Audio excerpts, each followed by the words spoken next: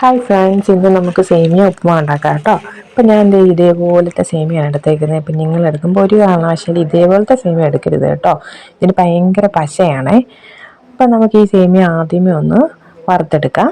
അപ്പോൾ ഇതിങ്ങനെ വറുത്തുകൊണ്ടിരിക്കുന്ന സമയത്ത് നമ്മുടെ ചാനലൊന്ന് സബ്സ്ക്രൈബ് ചെയ്തു പോകാൻ ആരും മറന്നു പോകല്ലേ. അപ്പോൾ ഇത് അത്യാവശ്യം ഒന്ന് ചൂടായി കഴിയുമ്പോഴത്തേക്കിന് നമുക്കിത് മാറ്റി വയ്ക്കാം. ഇനി നമുക്ക് പാൻ അടുപ്പ് വെച്ചിട്ട് കുറച്ച് ഓയിൽ ഒഴിച്ച് കൊടുക്കാം കേട്ടോ.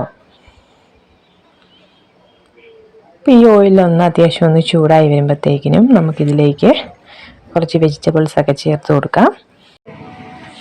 ഓയിൽ ചൂടായി വരുമ്പോഴത്തേക്കും നമുക്ക് ആദ്യം കുറച്ച് കടുക് ഇട്ട് കൊടുക്കാം കേട്ടോ.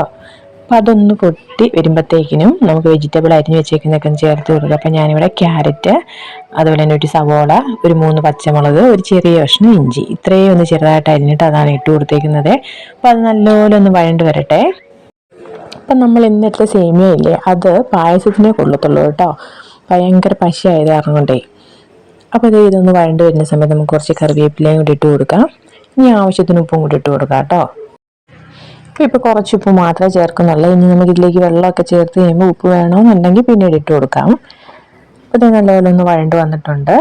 ഇനി നമുക്കിതിലേക്ക് ഒരു ചെറിയ കപ്പ് വെള്ളം ഒഴിച്ച് കൊടുക്കാം കേട്ടോ. വെള്ളമൊക്കെ ഒത്തിരി കൂടാൻ പാടില്ല. ഒത്തിരി കൂടി കഴിഞ്ഞാൽ ഇതെല്ലാം കൂടി സേമിയ എല്ലാം കൂടി ഒട്ടിയിരിക്കും. അപ്പോൾ അങ്ങനെ ഇരിക്കാൻ പാടില്ല. അത് കാരണം കൊണ്ട് ചെറിയ കപ്പ് വെള്ളം മാത്രം ഒഴിച്ച് കൊടുക്കാവേ.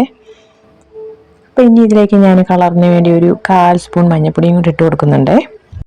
അപ്പോൾ നമ്മുടെ വെള്ളം നല്ലപോലെ ഒന്ന് തിളച്ച് കഴിഞ്ഞ ശേഷം നമ്മൾ വറുത്ത് വെച്ചേക്കുന്ന സേമിയയും കൂടി ഇട്ട് ഇതേപോലെ നല്ലപോലെ ഒന്ന് മിക്സ് ചെയ്യുക. അപ്പോൾ ഇത്രയും മാത്രം ചെയ്താൽ മതി. നമ്മുടെ ഉപ്പുമാവിടെ റെഡി ആയിട്ടുണ്ട്. അപ്പോൾ ഇത് കണ്ടോ, ഞാൻ പറഞ്ഞില്ലേ നമ്മളെടുത്ത സേമിയയ്ക്ക് ഇച്ചിരി പശയാണ്. ആ ഒരു പ്രശ്നം മാത്രമേ ഉള്ളൂ. അല്ലാത്ത പക്ഷേ എല്ലാം നല്ല രീതിയിൽ നമുക്ക് കിട്ടിയിട്ടുണ്ട് കേട്ടോ.